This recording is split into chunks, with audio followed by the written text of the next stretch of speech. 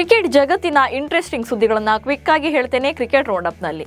ನಾನು ಶಾಂತಾ. ನೀವು ಸುದ್ದಿಯಾನದ ಸಬ್ಸ್ಕ್ರೈಬರ್ ಆಗೋದಕ್ಕೆ ಮರಿಬೇಡಿ. ಆರ್ಸಿಬಿ ಮತ್ತು ಜಿಟಿ ನಡುವಿನ ಪಂದ್ಯದ ಬಳಿಕ ಶುಭ್ಮನ್ ಗಿಲ್ ಮಾಡಿದಂತಹ ಪೋಸ್ಟ್ ವಿಚಾರ ಸಿಕ್ಕಾಪಟ್ಟೆ ವೈರಲ್ ಆಗ್ತಾ ಇದೆ. ಗುಜರಾತ್ ನಾಯಕ ಶುಭ್ಮನ್ ಗಿಲ್ ಔಟ್ ಆದಾಗ ವಿರಾಟ್ ಕೊಹ್ಲಿ ಸಂಭ್ರಮಾಚರಣೆ ಮಾಡಿದ್ರು.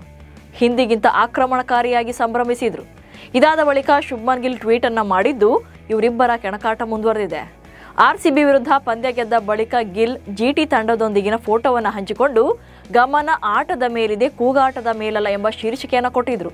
ಗಿಲ್ ಔಟ್ ಆದಾಗ ಕೊಹ್ಲಿ ಸೆಲೆಬ್ರೇಟ್ ಮಾಡಿದ್ದಕ್ಕೆ ವಿರಾಟ್ ಕೊಹ್ಲಿ ಅವರನ್ನು ಟೀಕಿಸುವಂತೆ ಗಿಲ್ ಟ್ವೀಟ್ ಮಾಡಿದ್ದಾರೆ ಎನ್ನಲಾಗಿದೆ. ಗುಜರಾತ್ ಟೈಟಾನ್ಸ್ ಕ್ಯಾಪ್ಟನ್ ಗಿಲ್ ಮತ್ತು ಆರ್ಸಿಬಿ ಕಿಂಗ್ ವಿರಾಟ್ ಕೊಹ್ಲಿಯ ಈ ತಿಕ್ಕಾಟ ಇಂದು ನಿನ್ನೆಯದಲ್ಲ. ಈ ಹಿಂದೆ ಆರ್ಸಿಬಿ ವಿರುದ್ಧ ಗಿಲ್ ಸೆಂಚುರಿ ಹೊಡೆದಿದ್ರು. ಈ ವೇಳೆ ಗಿಲ್ ಕೂಡ ತುಂಬಾ ಅತಿಯಾಗಿ ಸೆಲೆಬ್ರೇಟ್ ಮಾಡಿದ್ರು. ನಂತರದ ಪಂದ್ಯದಲ್ಲಿ ಗಿಲ್ ವಿರುದ್ಧ ಕೊಹ್ಲಿ ಸೆಂಚುರಿ ಸಿಡಿಸಿ ರಿವೆಂಜ್ ತೀರಿಸಿಕೊಂಡಿದ್ರು. ಈಗ ಮತ್ತೆ ಇವರಿಬ್ಬರ ರಿವೆಂಜ್ ಕಂಟಿನ್ಯೂ ಆಗ್ತಾ ಇದೆ. ಬೆಂಗಳೂರಿನ ಸೋಲಿಗೆ ಕಾರಣವಾಗಿದ್ದು 7 ವರ್ಷ ಆರ್ಸಿಬಿ ಪರ ಆಡಿದಂತ ಮೊಹಮ್ಮದ್ ಸಿರಾಜ್ ಅನ್ನೋದು ಎಲ್ರಿಗೂ ಕೂಡ ಗೊತ್ತಿದೆ. ಟಾಪ್ ಆರ್ಡರ್ ಬ್ಯಾಟರ್ಗಳಿಗೆ ಪೆವಿಲಿಯನ್ ಹಾದಿ ತೋರಿಸಿದಂತ ಜಿಟಿ ಬೌಲರ್ ಮೊಹಮ್ಮದ್ ಸಿರಾಜ್ 4 ಓವರ್ಗಳನ್ನು ಬೌಲಿಂಗ್ ಮಾಡಿ ಕೇವಲ 19 ರನ್ಗಳನ್ನು ನೀಡಿ 3 ವಿಕೆಟ್ ಬೇಟೆಯಾಡಿದ್ರು.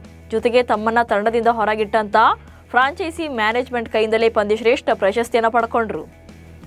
ಐಪಿಎಲ್ನ 14ನೇ ಪಂದ್ಯದ ಮುಕ್ತಾಯದ ಬೆನ್ನಲ್ಲೇ ಐಪಿಎಲ್ ಅಂಕಪಟ್ಟಿಯಲ್ಲಿ ಮಹತ್ವದ ಬದಲಾವಣೆಗಳಾಗಿವೆ. ಗುಜರಾತ್ ಟೈಟಾನ್ಸ್ ವಿರುದ್ಧ ಪಂದ್ಯಕ್ಕೂ ಮುನ್ನ ಅಗ್ರಸ್ಥಾನದಲ್ಲಿದ್ದಂಥ ರಾಯಲ್ ಚಾಲೆಂಜರ್ಸ್ ಬೆಂಗಳೂರು ತಂಡ ಈ ಸೋಲಿನ ಬಳಿಕ 2 ಸ್ಥಾನ ಕುಸಿತ ಕಂಡಿದೆ. 4 ಅಂಕಗಳನ್ನು ಪಡೆದಿರುವಂತಹ ಪಂಜಾಬ್ ಕಿಂಗ್ಸ್ ಅಂಕಪಟ್ಟಿಯಲ್ಲಿ ಅಗ್ರಸ್ಥಾನದಲ್ಲಿದೆ. ರಾಜಸ್ಥಾನ ರಾಯಲ್ಸ್ ತಂಡದ ನಾಯಕತ್ವದಲ್ಲಿ ಬದಲಾವಣೆಯಾಗಲಿದೆ. ಇಂಜುರಿಯಿಂದಾಗಿ ಇಂಪ್ಯಾಕ್ಟ್ ಪ್ಲೇಯರ್ ಆಗಿ ಆಡ್ತಾ ಇದ್ದಂಥ ಸಂಜು ಸ್ಯಾಮ್ಸನ್ ಈಗ ಫಿಟ್ ಆಗಿದ್ದಾರೆ. ಆರ್ಆರ್ ತಂಡಕ್ಕೆ ಸಂಜು ಕ್ಯಾಪ್ಟನ್ ಆಗಿ ಕಂಬ್ಯಾಕ್ ಮಾಡಲಿದ್ದಾರೆ. ರಿಯಾನ್ ಪರ ಕ್ಯಾಪ್ಟನ್ಸಿಯಲ್ಲಿ ಮೊದಲ 2 ಪಂದ್ಯಗಳಲ್ಲಿ ಸೋತಿದ್ದಂಥ ರಾಜಸ್ಥಾನ 3ನೇ ಪಂದ್ಯದಲ್ಲಿ ಗೆಲುವನ್ನು ಸಾಧಿಸಿತ್ತು. ಬಿಸಿಸಿಐನ ಸೆಂಟರ್ ಆಫ್ ಎಕ್ಸಲೆನ್ಸ್ ವೈದ್ಯಕೀಯ ತಂಡ ಸಂಜು ಸ್ಯಾಮ್ಸನ್ಗೆ ಸಂಪೂರ್ಣವಾಗಿ ಫಿಟ್ ಆಗಿದ್ದಾರೆ ಎಂದು ವರದಿ ನೀಡಿದೆ. ಸಿಎಸ್ಕೆ ವಿರುದ್ಧದ 3ನೇ ಪಂದ್ಯದ ನಂತರ ಸ್ಯಾಮ್ಸನ್ ತಮ್ಮ ಫಿಟ್ನೆಸ್ ಸ್ಥಿತಿಯನ್ನು ಪರಿಶೀಲನೆ ಮಾಡೋಕೆ ಬೆಂಗಳೂರಿಗೆ ಆಗಮಿಸಿದರು. ಅವರನ್ನು ಸಂಪೂರ್ಣವಾಗಿ ಪರೀಕ್ಷೆ ನಡೆಸಿದಂಥ ಕೇಂದ್ರದ ವೈದ್ಯಕೀಯ ತಂಡ ಸ್ಯಾಮ್ಸನ್ ಬ್ಯಾಟಿಂಗ್ ಜೊತೆಗೆ ವಿಕೆಟ್ ಕೀಪಿಂಗ್ ಕೂಡ ಮಾಡೋಕೆ ಅನುಮತಿ ಕೊಟ್ಟಿದೆ. ಇಂಗ್ಲೆಂಡ್ ವಿರುದ್ಧದ T20 ಸರಣಿ ವೇಳೆ ಸಂಜು ಬೆರಳಿಗೆ ಗಾಯವಾಗಿತ್ತು. ಐಪಿಎಲ್ ಆರಂಭದಲ್ಲಿ ಅವರಿಗೆ ಬ್ಯಾಟಿಂಗ್ ಮಾಡಲು ಮಾತ್ರ ಅವಕಾಶ ನೀಡಿದ್ರು. ಸೆಂಟರ್ ಆಫ್ ಎಕ್ಸಲೆನ್ಸ್ನ ವೈದ್ಯಕೀಯ ತಂಡ ವಿಕೆಟ್ ಕೀಪಿಂಗ್ ಮತ್ತು ಫೀಲ್ಡಿಂಗ್ ಮಾಡೋದನ್ನು ನಿಷೇಧ ಹೇರಿತ್ತು. ಯಶಸ್ವಿ ಜೈಸ್ವಾಲ್ ರಾಜಸ್ಥಾನ ರಾಯಲ್ಸ್ ಪರ ಕಣಕ್ಕಿಳಿತಿದ್ದಾರೆ. ಈಗಾಗಲೇ 3 ಪಂದ್ಯಗಳಲ್ಲಿ ಆರಂಭಿಕನಾಗಿ ಆಡಿರುವಂಥ ಜೈಸ್ವಾಲ್ ನಿರೀಕ್ಷಿತ ಪ್ರದರ್ಶನ ನೀಡಿಲ್ಲ. ಇದರ ನಡುವೆ ದೇಶೀಯ ಅಂಗಳದಲ್ಲಿ ತಮ್ಮ ತಂಡವನ್ನು ಬದಲಿಸೋಕೆ ಜೈಸ್ವಾಲ್ ನಿರ್ಧರಿಸಿದ್ದಾರೆ.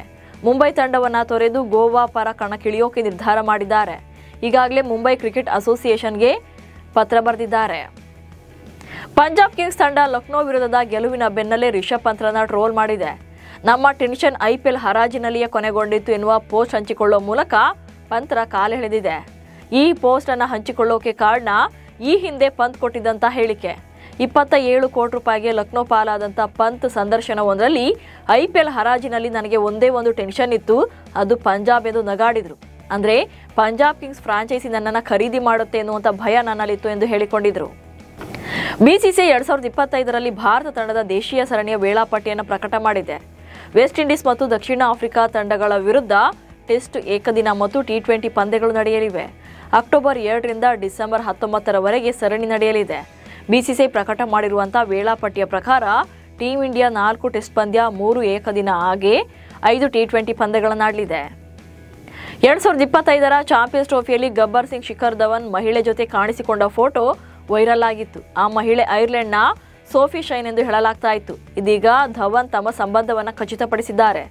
ಸಂದರ್ಶನವೊಂದರಲ್ಲಿ ಧವನ್, ನಾನು ಹೆಸರನ್ನ ಹೇಳೋದಿಲ್ಲ, ಆದರೆ ಈ ಕೊಠಡಿಯಲ್ಲಿ ಇರುವ ಅತ್ಯಂತ ಸುಂದರ ಹುಡುಗಿ ನನ್ನ ಗೆಳತಿ ಎಂದಿದ್ದಾರೆ. ಇವಿಷ್ಟು ಇವತ್ತಿನ ಕ್ರಿಕೆಟ್ ರೌಂಡ್ ಅಪ್ ಸುದ್ದಿಗಳು. ನಮಸ್ಕಾರ.